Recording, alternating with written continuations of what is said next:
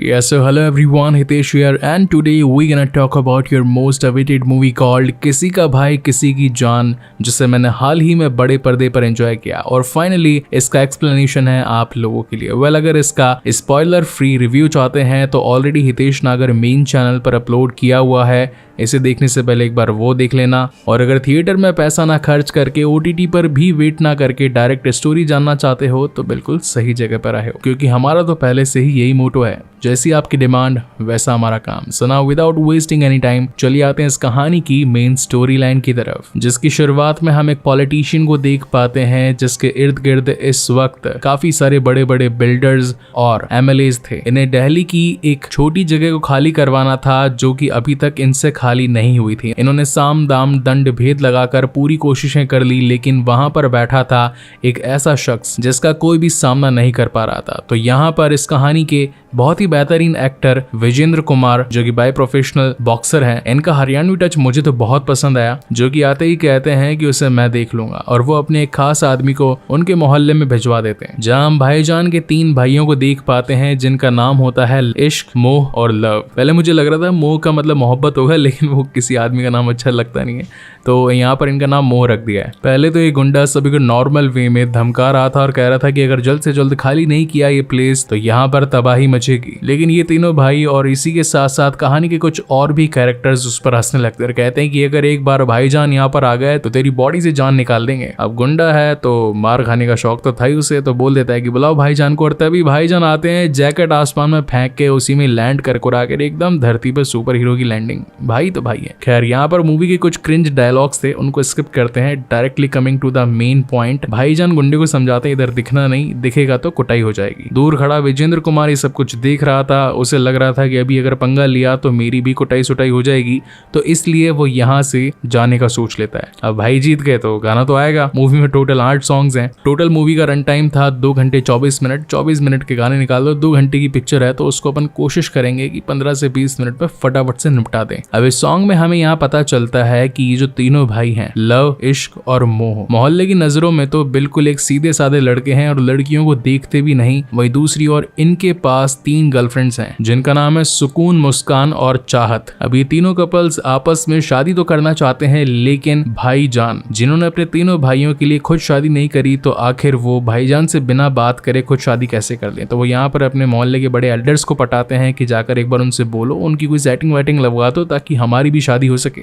और इन एल्डर का जिन्होंने रोल प्ले किया है वो है सतीश कौशिक, जो कि हाल ही में भी 9 मार्च को एक्सपायर कर गए हैं। ये उनकी लास्ट मूवी थी और हमेशा से ही इन्होंने अच्छा परफॉर्मेंस दिया था और इस मूवी में भी 4 चांद लगाई थी। सबसे पहले तो सतीश जी उन 3 लड़कियों को बुलाते हैं और पूछते हैं कि क्या तुम सचमुच इन तीनों लफंगों से प्यार करती हो। अब जब ये लड़कियां कंफर्म कर देती है कि हाँ भाई करते हैं, तो फाइनली ये जाकर बातचीत करने पहुंचते हैं सल्लू जी के पास, मतलब भाईजान के पास। अब भाई तो भाई है, उनके सामने किसी की चलती नहीं है और वो सारे के सारे सच उगल देते हैं कि उनका यहाँ आने का रीजन क्या था। सतीश जी को बताना पड़ता है कि तुम्हारे तीनों भाई हैं, उन्होंने खुद शादी करने के लिए तुम्हारी सेटिंग करवाने की कोशिश करी और मैंने उन्हें बता दिया कि तुम्हारी एक एक्स थी भाग्या, जो कि इस वक्त मुंबई में मौजूद है। अब जहाँ एक तरफ ये तीनों भाग्या मैडम से मिलने के लिए गए थे ये पूछने के लिए कि क्या अभी तक आपकी शादी तो नहीं हुई, लेकिन यहाँ पर पता चलता है कि उनकी शादी भी हो गई और आज उनके बेटे की सगाई है। वाह। अब क्योंकि भाई को भी खबर मिल चुकी थी तो वो भी यहाँ पर पहुंच जाते हैं और इन दोनों ने एक पुरानी मूवी भी करी थी तो उसका सॉन्ग भी दिखाया जाता है, हालांकि प्ले नहीं कर सकता वरना कॉपीराइट इश्यूज आ जाएंगे। और इस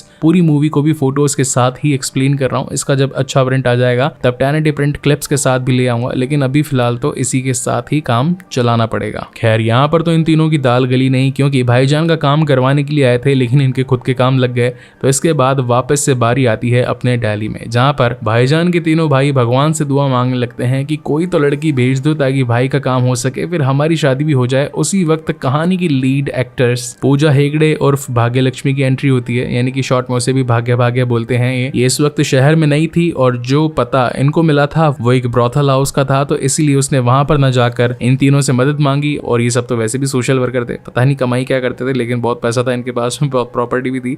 तो ये कहते हैं कि भाईजान बहुत अच्छे इंसान है और अच्छे लोगों को घर दे दिया करते हैं, तो तुम्हारी मदद तो भाई कर ही देंगे। मतलब वो भाग्य के साथ में भाईजान की सेटिंग लगाने की कोशिश कर रहे थे। यहाँ पर गुंडा आकर बोलता है विजेंद्र जी को कि काम तो हुआ नहीं है, जिस पर विजेंद्र कहता है कि तुमसे तो ना हो पाएगा, इस काम के लिए मैं किसी और को भेजूंगा। मीनवाइल स्टोरी में यहाँ भाईजान और भाग्य की थोड़ी थोड़ी लव स्टोरी चलती जा रही थी। कोई कभी किसी को इम्प्रेस करने की कोशिश करता है तो कोई भाव नहीं देता है। इसी बीच हम व्यूअर्स को ये पता लगता है कि भाग्या जिस फैमिली से बिलोंग करती है, उनके बड़े भैया अनैया जो कि एक नॉन वायलेंट इंसान है, उन्हें वायलेंस बिल्कुल भी पसंद नहीं है। मीनवेल अनैया की थोड़ी सी फुटेज दिखाई जाती है जो कि बहुत ज्यादा राउडी अन्ना टाइप के हैं। उन्हें फाइटिंग करना आता तो था, लेकिन यहाँ पर बीइंग इस सपने की तरह उसे प्रेजेंट किया गया था। अब एक तरफ जब इनकी बातचीत चली रही थी, इसी वक्त यहाँ पर एक स्नाइपर आकर भाई को मारने की कोशिश करता है। पहले तो मुझे लगा कि 10 फुट की दूरी से स्नाइपर मारने के लिए क्यों लेकर आया ये लेकिन इसका राज बाद में खुलेगा। तो coming back to the main story, भाई के पास बहुत ताकत, उन्होंने सबको दे दमादम पीटा और भाग्या जी हो गई इंप्रेस। तो इनका लव चक्कर हो गया स्टार्ट। अगेन यहाँ पर काफी सारे क्रिंज डायलॉग्स हैं। पर्सनली बता रहा हूँ, मुझे तो कहते हुए भी शर्म आ रही है कि वो वक्त मैंने कैसे निकाला है हॉल में। अगर आप लोगों की डिमांड नहीं होती तो ये मूवी तो बिल्कुल नहीं करता। पर खैर, अगर किसी मूवी में कुछ बेकार चीजें होती है तो कुछ अच्छी चीजें भी होती है जो कि इस मूवी के एंड में मिलेगी। तो धीरे धीरे आते हैं एंड पर। अब इस पूरी लव स्टोरी में यहाँ पर 3 गाने निकल जाते हैं, उन्हें एक्सप्लेन करने की कोई जरूरत नहीं है। कुल मिला के यहाँ पर भाग्या और भाईजान की स्टोरी सेट हो चुकी थी और वो अब भाईजान को अपने भाई अनैया से मिलवाना चाहती थी। तो ये सभी पहुंच जाते हैं हैदराबाद। लेकिन अगेन ट्रेन में एक और फाइट सीक्वेंस आता है। यहाँ पर भाईजान के ऊपर गुंडे मारपीट करने के लिए आते हैं और मैंने अपने रिव्यू में भी ये बात कही थी कि अगर ट्रेन सीक्वेंस जो मतलब यहाँ की जो फाइट हुई थी, अगर पठान के साथ कंपेयर करें तो उसको दूंगा 100 और इस फाइट को दूंगा 10। क्यों दूंगा वो तो आपको मूवी में पता चल ही जाएगा। तो फाइट के बाद कंक्लूजन ये निकलता है कि भाग्य को अब पता चलता है कि ही इज ए वायलेंट गाय। उनके भैया को तो बिल्कुल भी पसंद नहीं है और यहाँ उसने जिससे प्यार किया वो तो धम धड़ाधम फाइट पे फाइट करता जाता है। तो अब जाकर वो भैया को बोले तो क्या बोले। तभी यहाँ पर भाईजान कहते हैं कि सुनो, अगर तुम और तुम्हारे भाई इस ट्रेन में होते और तुम्हारे ऊपर जानलेवा हमला होता तो तुम क्या करते? चुपचाप मार खाते या फिर हिम्मत से उनका सामना करते? तो मैंने भी वही किया जो तुम्हारे भैया करते। फाइनली भाग्य को ये बात समझ में आती है और यहाँ वो ले जाती है अपने घर में इन चारों को। अब साउथ साइड मूवी में ऐड हो चुका है, पैन इंडिया मूवी बन चुकी है, तो वहाँ के कलर्स, वहाँ का ट्रेडिशन और साउथ वाइब तो आनी ही थी। तो इस वाइब ने मैं कहूंगा इस मूवी को 80% बचाया है। बहुत शानदार डांस वांस होता है, गाने भी बढ़िया थे इस वाली जगह पर। जिसके बाद भाईजान की एंट्री घर में होती है और वो यहाँ की नानी माँ से मिलते हैं। वो पिछले 8 साल से कोमा में पड़ी थी और जैसे ही भाईजान आए उन्होंने कहा कि ये दादी जो है अब चलने लगेगी और ये लोग जैसे खाना खाने बैठते हैं पीछे से खबर आती है कि नानी माँ तो चल बसी।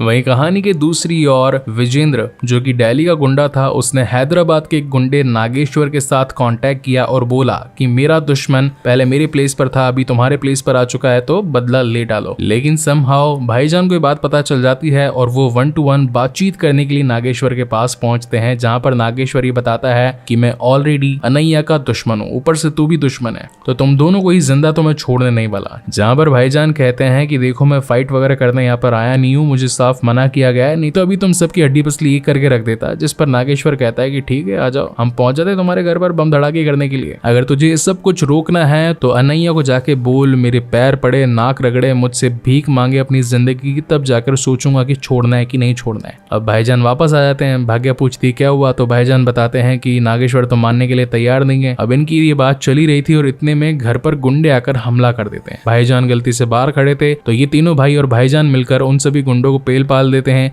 इसी बीच अनैया बाहर आ जाते हैं और देखते हैं कि जिसको वो एक अच्छा इंसान मान रहे थे वो तो गुंडा निकला। कहानी में ट्विस्ट। तो यहाँ भाईजान को रिवील करना पड़ता है कि मैं तो आपकी जान बचाने के लिए ही सब कुछ कर रहा हूँ। आज सुबह मैंने नागेश्वर से बात करी, वही सब कुछ झगड़ा खत्म करने के लिए आपको नाक रगड़वाना चाहता है, माफी मंगवाना चाहता है। जिस पर अनैया कहते हैं कि बस इतनी सी बात, कोई बात नहीं, मैं अपने परिवार के लिए हर दिन माफी मांग सकता हूँ। और अब नहीं चाहते हुए भी भाईजान और अनैया दोनों मिलकर नागेश्वर के पास जाते हैं। अनैया जी इनके पैर में गिर जाते हैं, माफी मांगते हैं। भाईजान दूर खड़े होकर, बहुत बुरा लग रहा था उन्हें, वो रो रहे होते हैं। यहाँ घर में अनैया की मम्मी भगवान से ये प्रार्थना कर रही थी कि हे भगवान, या तो नागेश्वर को बदल दे या फिर मेरे बेटे को बदल दे, दोनों में से अगर कोई एक बदल जाए तो हमारा काम हो जाए, शादी के दिनों में घर में झगड़े भी ना हो और सब कुछ सॉर्ट हो जाए। यहाँ कार में बैठकर अनैया भाईजान से बात कर रहे थे और कह रहे थे कि this is your good quality, किसी दूसरे का दर्द देखकर तुम्हारे आंख में आंसू आया, मतलब you are a good guy. लेकिन भाईजान का कहना था कि गुड क्वालिटी मुझ में नहीं है, गुड क्वालिटी आप में है कि आप अपने परिवार को बचाने के लिए खुद झुकने को तैयार हो गए। मीनवाइल नागेश्वर को देख पाते हैं जो कि फिलहाल के लिए तो उनको भेज देता है घर पे, लेकिन उसके मन में अभी भी गुस्सा था और गुस्से का रीजन ये था कि नागेश्वर के फादर की एक कॉफी फैक्ट्री थी। धीरे धीरे कॉफी की ट्रकों में वो ड्रग्स बेचने लगा था और एक दिन अनैया ने उसका ड्रग्स पकड़ लिया था।